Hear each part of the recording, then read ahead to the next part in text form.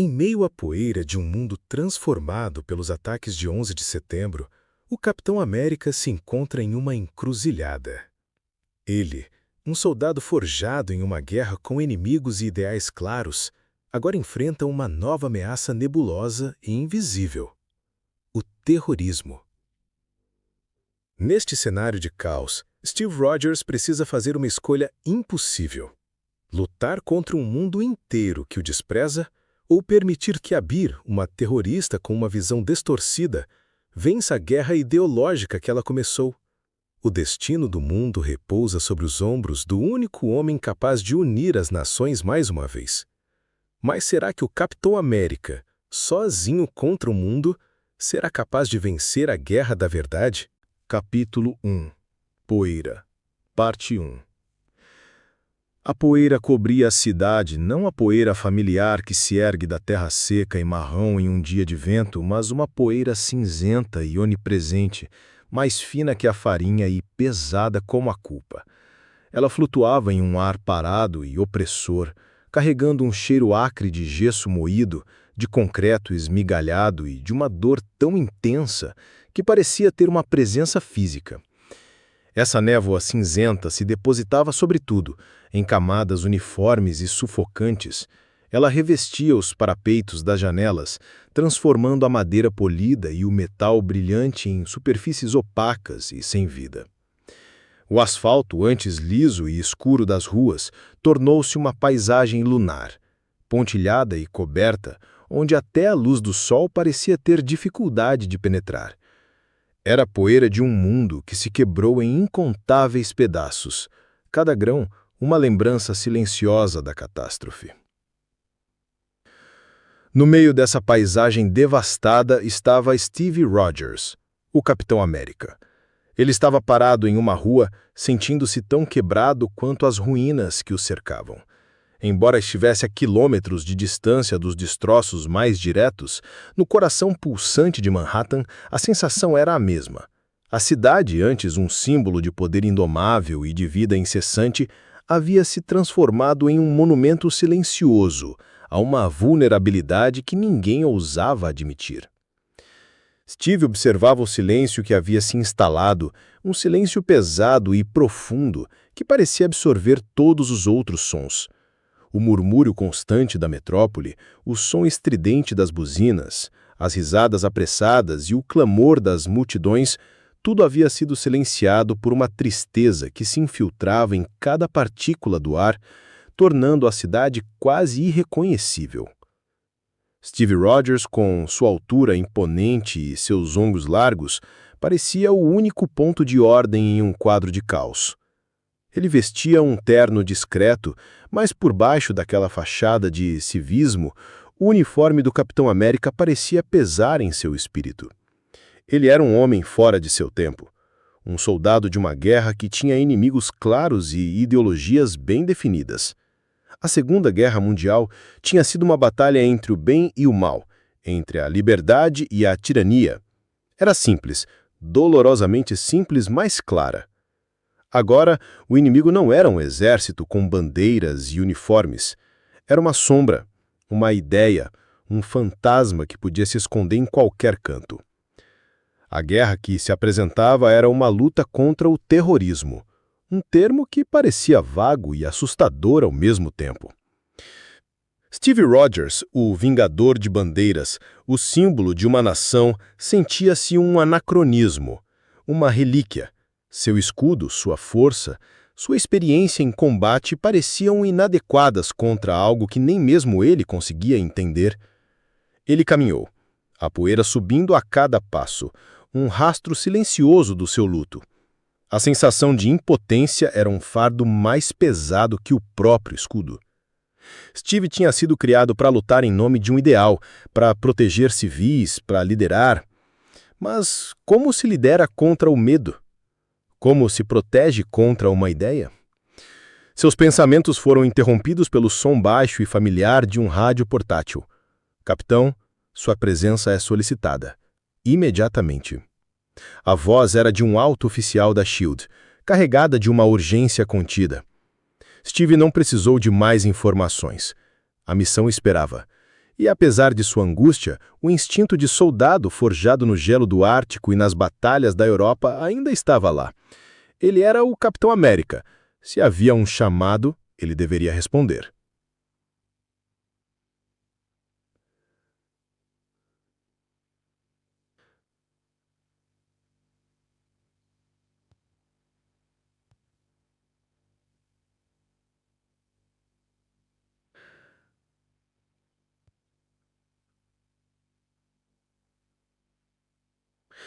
Algumas horas depois, Steve estava a bordo de um jato de transporte militar. O escudo ao seu lado, o uniforme em seu corpo. A equipe de apoio era um grupo pequeno e delicado da OTAN. Soldados jovens, com olhos cansados e uma dureza que parecia prematura, eles olhavam com uma mistura de respeito e ceticismo. Eles eram filhos de uma nova era, e o Capitão América era uma lenda, algo saído dos livros de história, não do campo de batalha. Um deles, um sargento com o rosto marcado, se aproximou. Capitão, ele disse, a voz cheia de uma formalidade que parecia forçada. A missão é rastrear células que não tenham padrão. Elas agem rápido, sem reivindicar autoria e desaparecem. Parece que estão seguindo uma doutrina, mas não sabemos qual. Steve assentiu. A descrição combinava com o que ele já suspeitava. Algum líder? Algum nome? O sargento hesitou. Os agentes no campo encontraram algumas pistas. Há referências a uma figura. Eles a chamam de Bíblia. A forma como ele pronunciou a palavra não era de deboche, mas de uma reverência que Steve não gostou. Steve franziu a testa. O que é Bíblia? Não é uma pessoa, senhor. É um apelido. Eles se referem a ela como se fosse uma líder messiânica. Alguém que escreve a doutrina deles, a palavra deles. Não é um líder militar. É mais um ideólogo. A descrição ressoava na mente de Steve. Não era a primeira vez que ele enfrentava um ideólogo, mas os que ele conhecera, como o Caveira Vermelha, queriam impor uma ideologia ao mundo. Essa Bíblia parecia querer algo diferente. O avião aterrissou em uma pista de pouso improvisada na Bósnia. A paisagem que se descortinava era um mosaico de beleza e cicatrizes. Montanhas cobertas de árvores seculares contrastavam com os escombros de vilarejos destruídos, um lembrete silencioso das guerras que haviam assolado a região. O ar era clino e frio, um alívio do cheiro de poeira e morte de Nova York, mas a tensão era palpável. A equipe se moveu rapidamente. Eles seguiram as coordenadas fornecidas, aprofundando-se em uma região montanhosa e remota.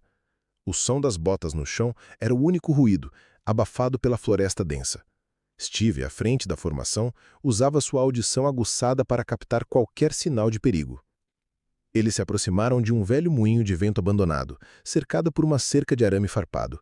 A equipe se espalhou, movendo-se com a precisão de predadoras experientes.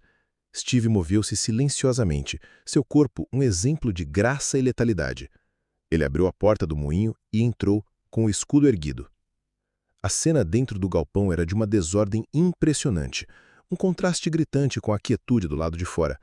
A luz alaranjada e trêmula de uma fogueira no centro iluminava um grupo de homens, cujas barbas crescidas e vestes esfarrapadas e sujas sugeriam uma vida de privação e isolamento. Eles estavam sentados em silêncio, formando um círculo apertado em torno do fogo. E a atenção de todos estava fixada em um único objeto, um livro grosso, de capa escura e gasta, que um deles estava lendo em voz baixa. Não havia armas à vista, nem rifles, nem pistolas, nem facas. A única ameaça percebida era uma aura de fanatismo silencioso que parecia emanar de cada um, pairando no ar como o calor da fogueira. Eles pareciam mais um culto religioso do que uma célula terrorista. O momento em que Steve Rogers, o Capitão América, entrou, o som de seus passos quebrando o silêncio, quebrou o transe do grupo. Eles se levantaram de forma sincronizada, como um único ser, e se viraram para encará-lo. Em seus olhos, o capitão viu uma mistura complexa de medo, o terror instintivo diante de uma figura tão poderosa e uma admiração quase reverente, como se estivessem diante de uma profecia viva. "Vocês estão sob custódia", Steve disse, a voz firme e ecoando no espaço amplo do galpão. Ele manteve seu escudo erguido, uma barreira de vibrânio polido entre ele e os homens. Eles não reagiram com a violência esperada. Não houve tiros ou ataques. Em vez disso, um dos homens, o que estava lendo o livro, adiantou-se, seus braços estendidos em um gesto de aceitação. como se fosse abraçar a morte ou um destino há muito esperado. A palavra dela chegou. Ele sussurrou com voz trêmula e cheia de uma estranha emoção. A paz virá com o caos. O resto do grupo começou a repetir a frase em uníssono, um canto estranho e sinistro que ecoava nas paredes do moinho. Steve e sua equipe foram forçados a imobilizá-los, mas a resistência deles não era de fúria, mas de um fervor religioso. Era como se eles estivessem se sacrificando para um bem maior. O confronto foi rápido e estranhamente perturbador. Eles não pareciam se importar em serem capturados ou mesmo em morrer. Depois de imobilizar os homens, a equipe de Steve revistou o local. Eles encontraram pouco, algumas provisões e rádios de comunicação e, mais importante, o livro que os homens estavam lendo.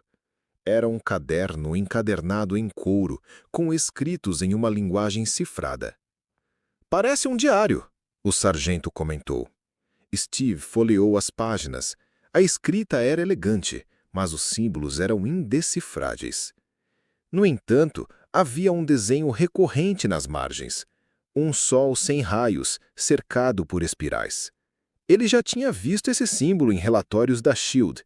Era um dos símbolos associados a grupos terroristas, mas ninguém sabia o que ele representava. "Esses homens não são treinados", disse Steve. "Eles são doutrinados. Não são soldados, são seguidores." O sargento olhou para ele com a testa franzida. "Qual é a diferença, capitão? No final, eles são uma ameaça. Eles estão dispostos a morrer." "A diferença", respondeu Steve com uma voz baixa, "é que um soldado morre por um país. Um seguidor morre por uma ideia. E uma ideia pode ser mais perigosa que um exército." A equipe preparou os prisioneiros para a extração, mas a sensação de que algo estava errado persistia. A facilidade com que eles invadiram o local, a falta de armamento pesado, o comportamento dos homens. Era como se eles quisessem ser encontrados. A narração em terceira pessoa capturou a inquietude de Steve, seu instinto de soldado gritando que era uma armadilha. A missão parecia um sucesso, mas para Steve era apenas o começo de um mistério. Ele olhou para o livro encontrado, para o símbolo do sol sem raios. O rosto de Bíblia permanecia uma incógnita, mas sua presença já era sentida. A poeira de um mundo desfeito cobria a cidade, e a sombra de um novo inimigo cobria o coração do Capitão América. Capítulo 1. Poeira, Parte 2. O moinho de vento, que antes parecia um ponto de interesse, agora se revelava uma armadilha, meticulosamente disfarçada. O Steve e sua equipe de elite haviam imobilizado os seguidores de Bíblia, mas a ausência de resistência real, a aura de um sacrifício ritualístico, assombrava o Capitão América. Ele não gostava de missões fáceis. A experiência de anos de guerra lhe ensinara que o inimigo que se rende sem lutar é o mais perigoso de todos. A vitória aparente era uma isca.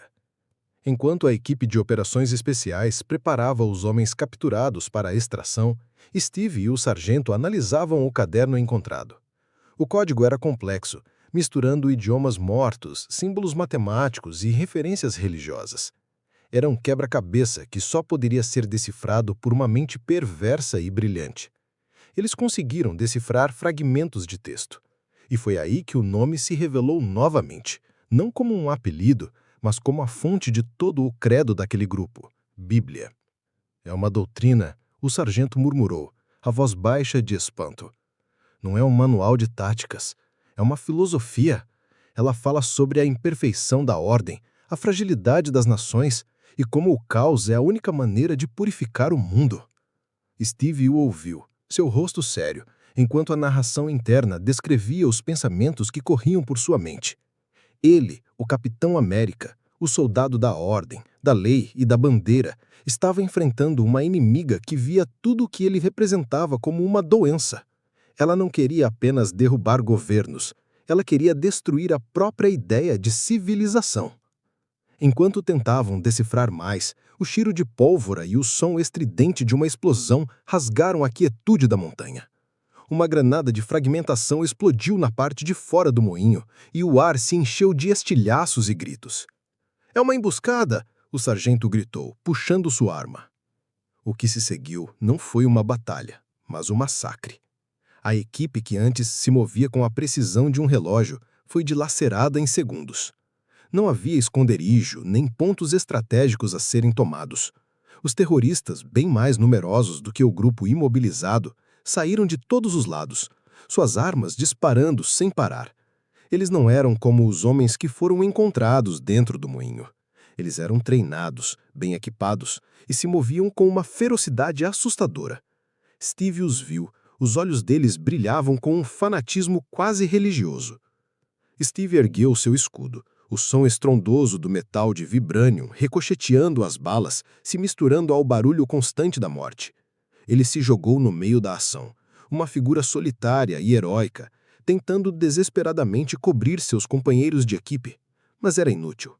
Os terroristas estavam determinados por algo que ia além da vitória. Eles não estavam apenas atirando, eles estavam se jogando contra o fogo inimigo, contra a saraivada de balas, como se a morte não fosse um obstáculo, mas sim um prêmio, uma honra sagrada a ser conquistada.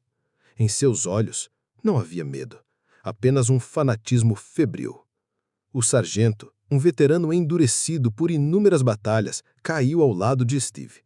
Seus olhos se viraram, vidrados de choque, não pela dor do ferimento, mas pelo que as testemunhava.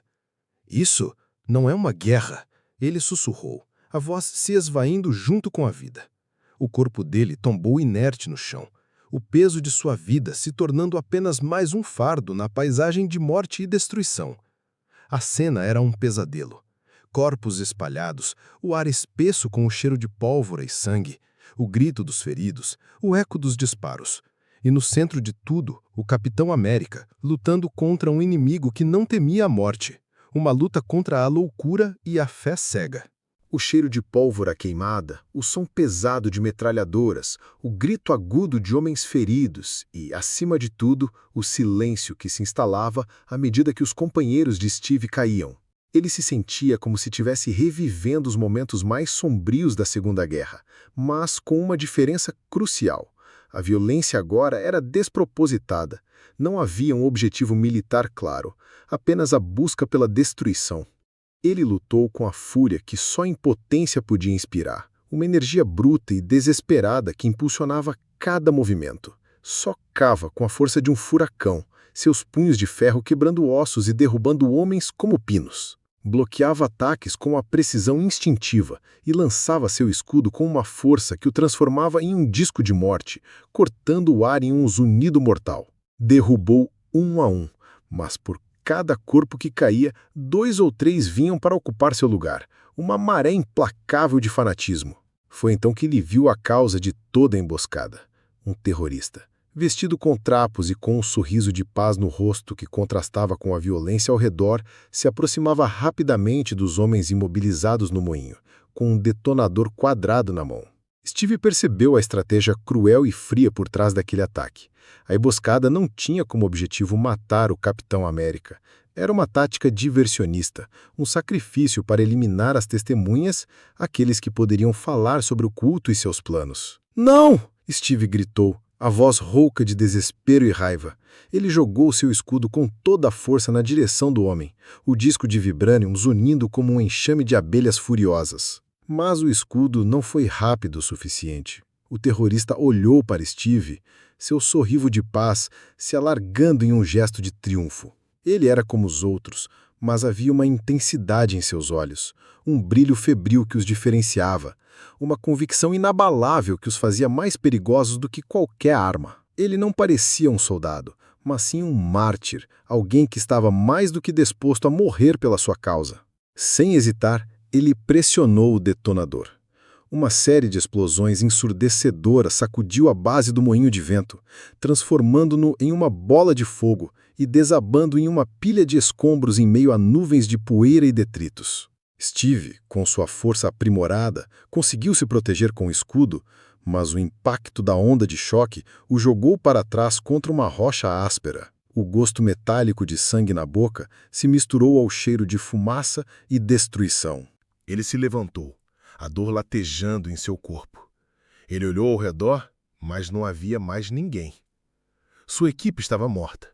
As evidências foram destruídas e os terroristas gestantes desapareceram tão rápido quanto vieram. Apenas a poeira e o cheiro de morte restaram. Steve caminhou, mancando, para os escombros do moinho. Ele passou a mão pela terra e o que sobrou da estrutura, sentindo o calor residual das explosões. Seus companheiros, homens que ele mal conhecia, foram reduzidos a cinzas em segundos. E tudo por nada, aparentemente. Ele tinha sido treinado para vencer batalhas. Mas como se vence uma guerra onde o inimigo não se importa em perder? Como se luta contra uma filosofia de anarquia? A Bíblia não estava lá fisicamente, mas sua presença era mais forte que qualquer exército. Sua doutrina era a arma mais poderosa que Steve já havia enfrentado. Ele sentou no chão, o escudo em seus joelhos. Ele era o Capitão América, um símbolo de uma época que se foi. Ele já havia lutado contra ideologias de ódio, mas esta era diferente. Esta era uma ideologia de autodestruição, de niilismo. Não havia uma nação a ser defendida, nem um líder a ser derrubado. Havia apenas o desejo de ver o mundo queimar. E enquanto ele se sentava ali, cercado pela morte, o símbolo do sol sem raios que ele vira no caderno veio à sua mente. O sol, uma fonte de vida e luz, estava sem seus raios, sem seu propósito. Era a representação perfeita do que a Bíblia queria fazer com o mundo. Steve, sozinho na montanha, com o peso de tudo o que aconteceu, esmagando-o. Ele sabia que o ataque não tinha sido o fim, mas o começo. Ele não estava mais caçando um grupo terrorista, estava caçando um conceito. E ele percebeu, com uma clareza dolorosa, que sua abordagem de soldado, sua ética de guerra tradicional, era inútil. Ele teria que se adaptar, se tornar algo diferente ou sucumbir. A noite caiu sobre as montanhas da Bósnia e o Capitão América se levantou não para um combate, mas para uma jornada de busca por si mesmo e por um novo propósito. Ele era um homem perdido em um mundo de caos e a poeira que cobria a cidade, a poeira de um mundo partido, agora cobria sua alma também.